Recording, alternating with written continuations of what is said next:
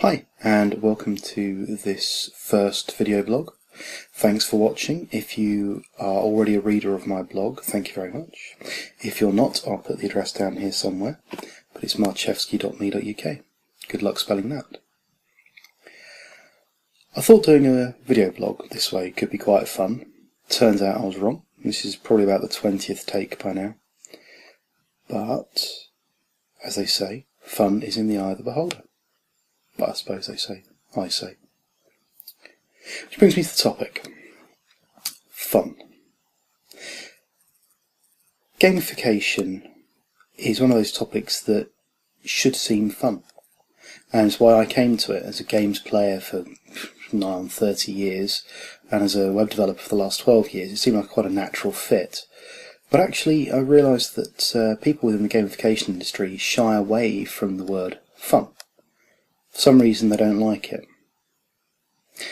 It wasn't until I had a chat with Scott Schnars, who's at Badgeville, that I kind of realised why. And it's made me sort of question my approach a little bit, because I keep banging on about why we don't make things a bit more fun and try harder. First, let's get a definition for fun. So fire up Google, type in define fun, and you'll get the following. Noun. Enjoyment, amusement, or light-hearted pleasure.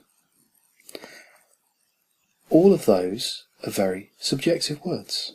They're very personal. They have very personal meanings to everyone. What's fun for somebody might be torture for another person.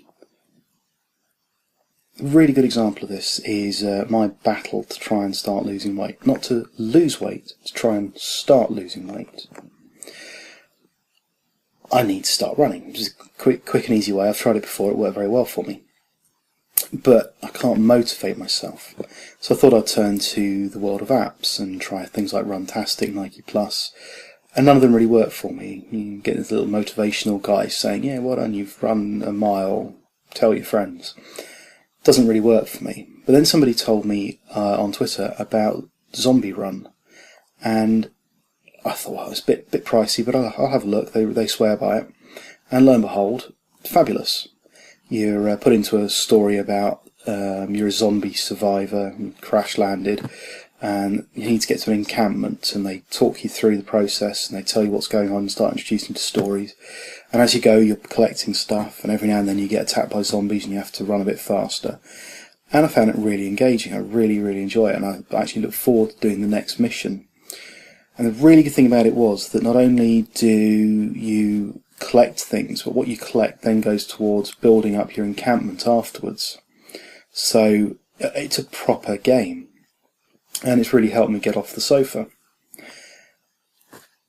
But the thing about gamification and its general use is it's there to try and change behaviour. It's to try and make you do something which goes against your normal. Daniel Pink, in his book Drive, talks about what motivates us as human beings. And he goes on in his TED talk, the surprising science behind motivation, about the fact that extrinsic rewards, like money, badges, all the usual gamification-y style things, don't really work for anything more than the most simplistic of tasks. Very good watch, actually. I'll definitely recommend it. But he talks about the three things that motivate humans. And he talks about autonomy, mastery, and purpose. And when you're being forced to do something, when someone is trying to change your behaviour, you're removing autonomy, the need for humans to feel like they're in control. When it comes to something like fun, you're in that dangerous area of trying to force somebody to have fun, and it won't work because you're breaking autonomy. So a very good example of this, most companies have got some kind of mandatory courses, and a lot of them are turning to computer-based courses now, CBTs. Usually there have been a few videos and a quiz and you're done with it. But now people are trying to get them to be more engaging. And what you find happens is they tell a developer, we need to make this a bit more interesting, a bit more engaging, God forbid, a bit more fun. The developer goes, well, I've played a few games. Games have cool graphics, so they start making it look nice. Games have a storyline, so they give it some arbitrary storyline. And what you end up with is, rather than something that's fun, you get something that's patronising, because it's not been designed by a games designer. It's not got the general game mechanics you would expect. All it is a quiz with a few animations that you have to sit through. And what should have been a 15-minute video and quiz at the end turns into half an hour of watching cute graphics walk around the screen whilst you're desperately trying to remember why you were doing the course in the first place. But you see, that's not how it has to be. The same process could be taken, but actually applying the game mechanics to it, whilst not making it more fun, could make it enjoyable to a certain extent. You're still being forced to do it, but you can make it so that it plays like a game. During the course of it, if you've got graphics and things, make them meaningful. Make your character something which has a meaning, has a purpose. Take them through the stages of the learning process. Have things that are unique to each player, have things they have to collect, but make sure that at the end of the game, those have some kind of meaning to that player. To be honest, if you're not going to do that, you're better off just giving them the video and the quiz, because it'll take less time and it'll cause less frustration. You don't have to make everything look like a game. As I said, you run this risk of balancing between fun and patronising. These are usually intelligent corporate people who you're throwing cute graphics at, and it just comes across as being a little bit infantile. So does that mean we shouldn't make things fun? No, not at all. I'm not saying everything needs to be a video game, but you should make the effort to make things more enjoyable for people. But as I say, fun is subjective. Not everyone is going to find it fun. So what you find fun, as I've said, is someone else's torture. So don't just rely on your own opinion. Test.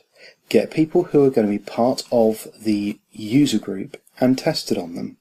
See if they at least raise a smile during it. Because if they've raised a smile during it and it's taken them no longer, then it's an improvement upon the original.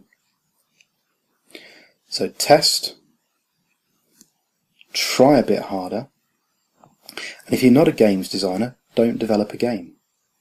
If you're interested in games design and you want to know a little bit more and maybe try and use some of the techniques, then I recommend Jesse Schell's The Art of Games Design, because it forces you to ask yourself a lot of questions and it forces you to think in a different way about games and processes.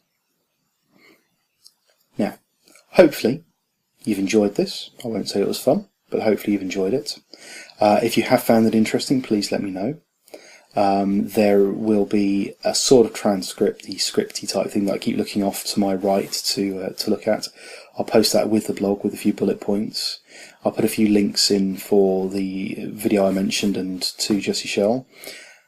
If you have found it interesting, please let me know and I shall do some more of these. So until next time, please keep reading my blog. It's really good to know that people out there are reading it. I really enjoy getting your comments and your feedback on Twitter especially. And yeah, until next time, keep trying to make things a little bit more enjoyable.